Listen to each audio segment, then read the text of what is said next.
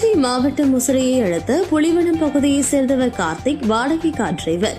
இவரிடம் தேனி மாவட்டம் ஆண்டிப்பட்டியைச் சேர்ந்த சஜாபதி, போடியை அடுத்த அம்மாப்பட்டியைச் சேர்ந்த வினோத்குமார் ஆகியோர் திருச்சி மாவட்டம் தாண்டல்புதூரில் இருந்து திண்டுக்கல் ரயில் நிலையத்திற்கு சவாரி செல்ல வேண்டும் என்று கூறியுள்ளனர்.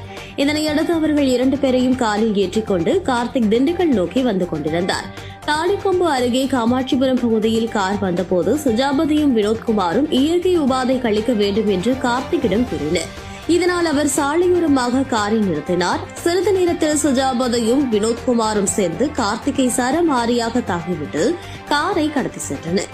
இதுகுறித்து தாடிக்கொம்பு போலீஸ் நிலையத்தில் கார்த்திக் புகார் அளித்தார். அதன் பேரில் போலீஸ் இன்ஸ்பெக்டர் வசந்தகுமார் தலைமையிலான போலீசார் விசாரணை நடத்தினர். மேலும் கார் கடத்தப்பட்ட பகுதியில் இருந்த கண்காணிப்பு கேமரா காட்சிகளை போலீசார் ஆய்வு செய்தனர்.